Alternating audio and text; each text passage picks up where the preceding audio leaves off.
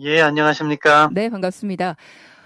이번 고위급 회담, 방금 말했던 것처럼 미국과 북한 간에 좀 이견이 있었다, 입장이 좀 달랐다라는 소식이 전해지고 있습니다. 간단히 정리 좀 해주실까요?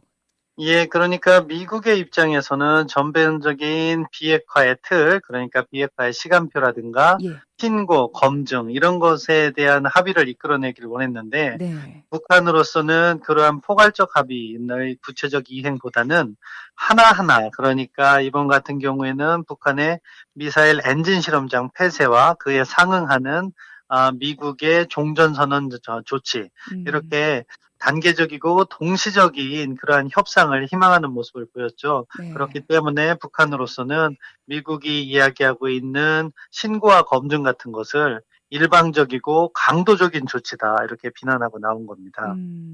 그러니까 그동안 비핵화와 관련해서 미국과 북한 측에 보여왔던 입장이 되풀이됐다고 보면 되겠나요?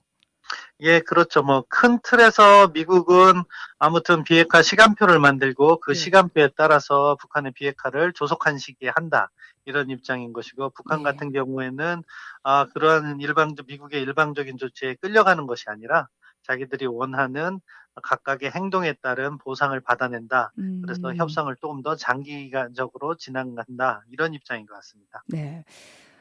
미사일 시험장을 폐쇄하겠다, 뭐, 이런 이야기 있는데, 한미연합훈련이라는 큰 카드를 미국이 보냈는데, 이것에 대해서 조금 양측의 생각이 달랐다는 이야기도 있습니다. 예, 그렇습니다. 그러니까 미국의 입장에서는 예. 한미연합 군사훈련 중단을 북한의 비핵화 조치를 유도하기 위한 신뢰 구축 조치로서 선제적으로 제공했다, 음, 이렇게 인식을 하고 있는데, 네네. 북한은 그거 아니다. 그거는 결국 자신들의 풍계리 핵실험장 폐쇄에 상응하는 조치일 뿐이고, 음, 그조차도 연합군사훈련은 언제나 재개할 수 있으니까 네. 불가역적인 것이 아니고 자신들의 풍계리 핵실험장 폐쇄야말로 진정한 불가역적인 조치다. 아, 따라서 이거 두 개는 이미 과거의 것이다, 이렇게 치부해 버렸습니다. 그러니까 미국과 음. 입장차가 있는 거죠. 그렇다면 북한 측에서 이야기하는 건 뭔가요? 어떤 것들을 원하는 건지 구체적으로 나왔나요? 예, 뭐 북한은 이번에 종전선언을 이야기했습니다. 네네. 그러니까 자신들의 비핵화, 미사일 엔진 실험장 폐쇄에 상응하는 조치로서 미국은 종전선언을 음, 해줘야 한다. 근데 그것을 미국이 받지 않았던 것 같아요. 예. 근데 이러한 북한의 주장은 조금 성급한 부분이 있는데, 네네. 7월 27일이면 이제 한 3주 정도밖에 남지 않았는데, 네. 지금 종전선언은 3자 또는 4자, 그러니까 남북미로 할지 남북미중으로 할지도 정해진 것도 없고, 음, 뭐 중국과 한국과 그것과 관련한 논의도 이루어진 것도 아니고, 네. 그리고 그 내용도 무엇으로 할지 아직 정해진 바가 없거든요. 네네. 근데 약간 7월 27일은 북측도 너무 성급하게 제기한 것이 아닐까 들고요. 음, 이러한 협상을 진행하면 그 다음 단계에서 북한은 뭐 이제 미사일 발사대 폐기라든가 예. 이동식 발사대 폐기, 그리고 원자로 가동 중단 등 수없이 협상을 할 수 있는 그러한 협상안이 있겠지만, 네.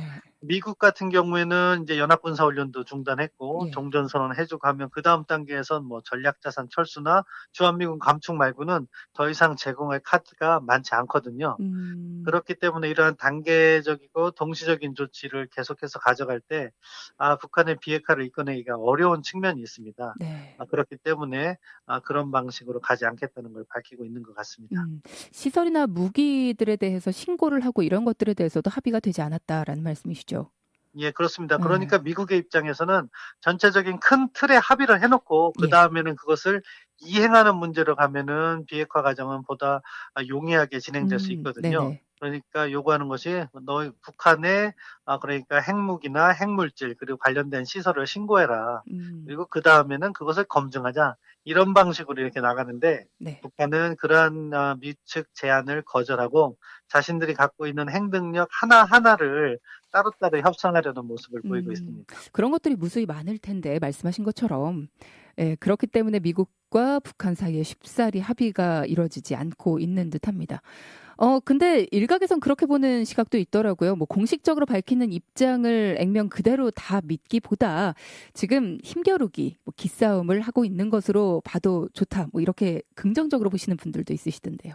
예, 뭐 그러한 긍정적인 것은 기본이라고 생각합니다. 모든 네. 협상에서는 힘겨루기, 기싸움이 항상 있는 거거든요. 예. 다만 그것을 어떻게 극복하고 실질적인 성과를 내느냐 하는 부분인데, 지금 우려스러운 점은 미국과 북한의 비핵화에 관한 기본적인 접근법이 다르다는 거죠. 음. 그리고 북한의 태도가 사실은 1-2월 달과 그간 세 차례 북중 정상회담을 한 이후와 약간 달라지는 듯한 모습을 보이고 있다는 것이 우려스러운 거거든요. 네. 그러니까 북중 정상회담을 통해서 중국으로부터 어느 정도 경제적 지원을 약속받은 것이 아니냐.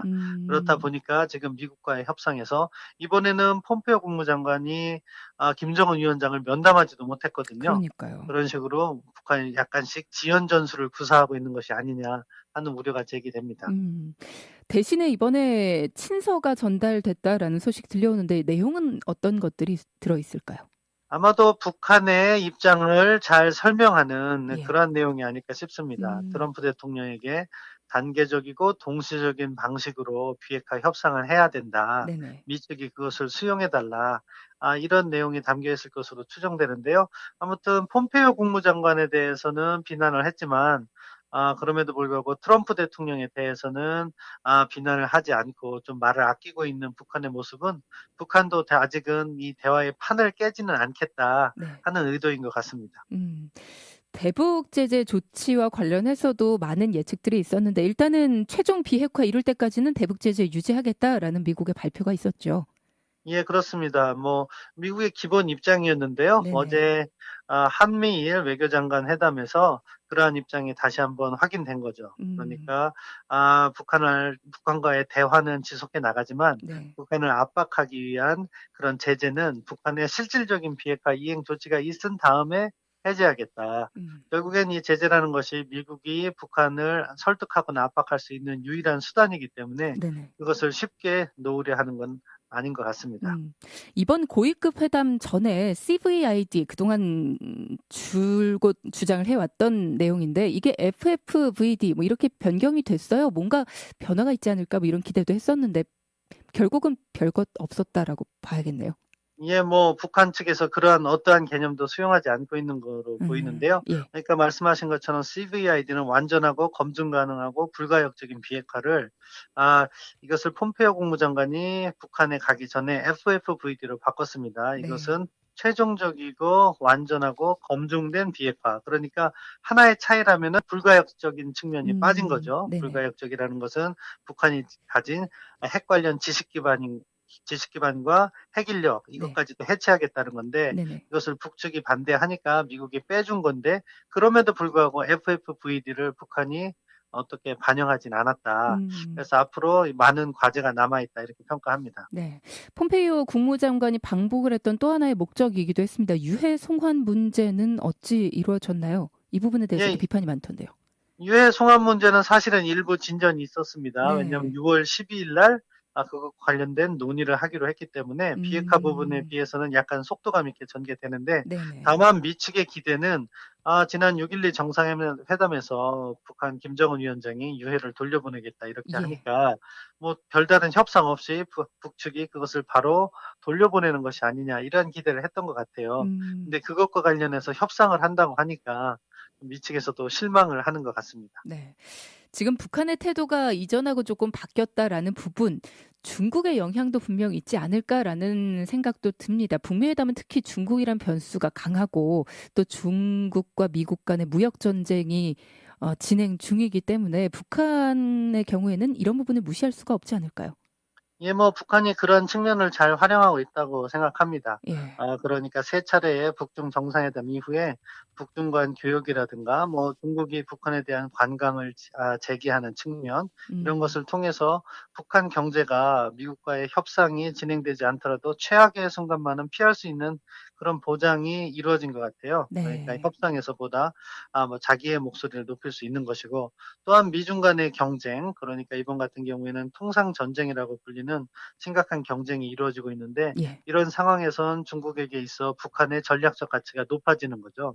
그렇기 음. 때문에 북측이 그러한 자신들의 변화된 입장을 잘 활용하고 있는 거라고 생각합니다. 네.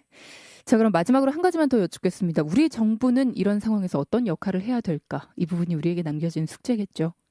예, 저는 뭐 한 두 가지를 한번 점검해 볼 필요가 있다고 생각합니다. 첫 네. 번째, 우리 정부가 사실 이 평화 프로세스를 주도하면서 나왔는데, 예. 지난 1월 달과 2월 달, 그리고 남북 정상회담 전에 북한의 비핵화에 관한 입장이나 태도, 그것과 지금 북한의 입장이나 태도가 과연 변한 것인가 점검할 음. 필요가 있다고 생각합니다. 예. 저는 그것에 맞추어서 또 우리도 미국과 조율을 하고 북한의 비핵화를 설득하는 그러한 노력을 전개해야 된다고 생각합니다. 네, 오늘 말씀 감사합니다.